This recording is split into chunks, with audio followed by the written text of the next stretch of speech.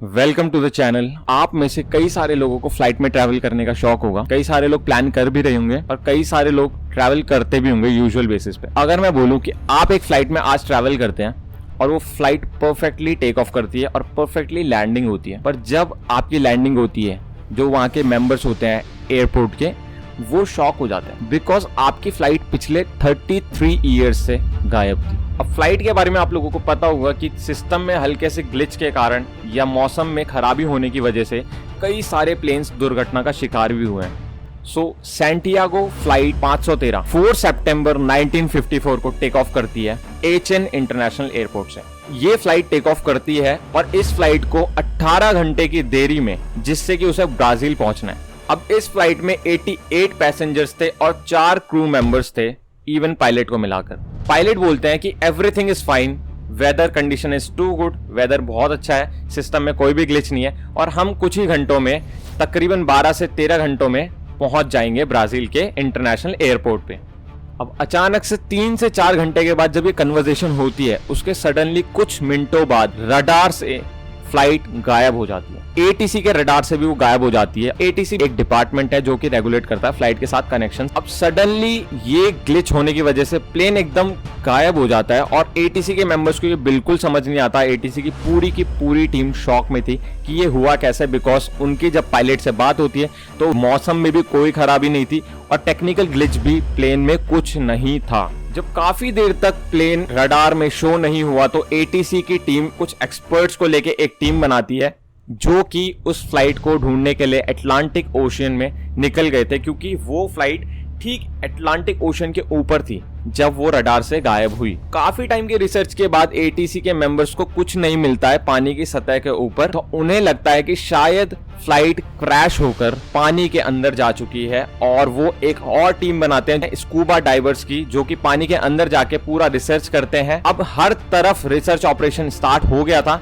और पूरे के पूरे 2 साल तक ये रिसर्च ऑपरेशन चला, जिसके बाद भी उन्हें कुछ हासिल नहीं हुआ और वो फ्लाइट किसी भी इंटरनेशनल एयरपोर्ट के रडार में नहीं आई। तो ये चीज काफी ही ज्यादा शॉकिंग थी ATC के मेंबर्स के लिए। उस फ्लाइट में जितने भी पैसेंजर्स ट्रैवल कर रहे थे उनके फैमिली मेंबर्स भी बहुत ज्यादा परेशान हो गए थे कि उनकी फैमिली के साथ हुआ क्या है। अब 12 अक्टूबर 1989 को ब्राजील के इंटरनेशनल एयरपोर्ट की रडार में एक अननोन प्लेन शो होता है और वो बहुत तेजी से रनवे की तरफ लैंडिंग करने के लिए आ रहा होता है। ATC के मेंबर्स को जैसे ही ये खबर मिलती है तो वो इस चीज से थोड़ा सा शॉक हो जाते हैं, क्योंकि उनके लिए थोड़ा सा ये स्ट्रेंज था, क्योंकि कहीं से भी कोई फ्लाइट का कोई सिग्नल नहीं मिले थे कि ये फ्लाइट टेक ऑफ कर चुकी है और ये यहाँ पे लैंड करेगी।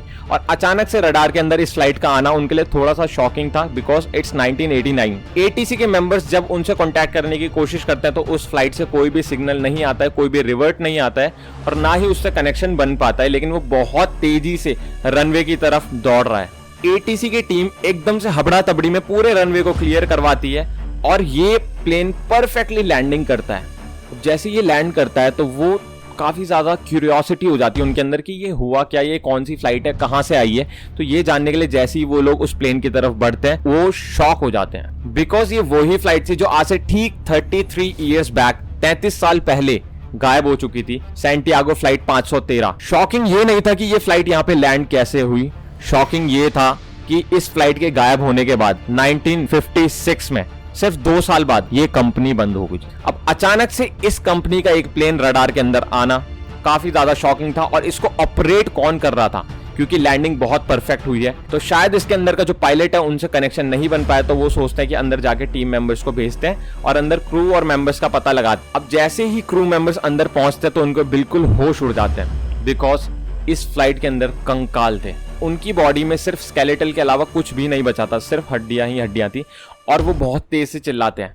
जब थोड़ी देर बाद पायलट के डिपार्टमेंट के अंदर जाया जाता है, पायलट के कॉकपिट के अंदर जाया जाता है, तो वहां पे भी सेम कंकाल दिखता है, स्केलेटल्स दिखते हैं 2 पायलट्स के, एक पायलट का और एक को पायलट का। और पता चलता है कि ये वही सैंटियागो फ्लाइट 513 है जो कि ठीक 33 साल पहले गायब हो चुकी थी। ब्राजील की गवर्नमेंट को लगता है कि ये न्यूज अगर लोगों के बीच पहुंचेगी तो लोग बहुत ज्यादा शॉक हो जाएंगे और बहुत लोगों में एक डर सा बैठ जाएगा। तो ब्राजील की गवर्नमेंट इस न्यूज को बिल्कुल बैन कर देती है पूरी तरीके से।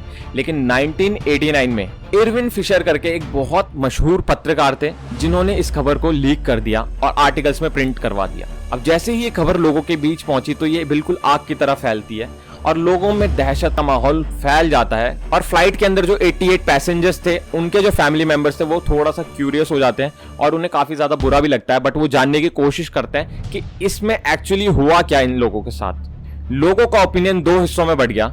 आधे लोग इस बात को सच मान रहे थे और आधे लोग इस न्यूज को फेक बोल रहे थे।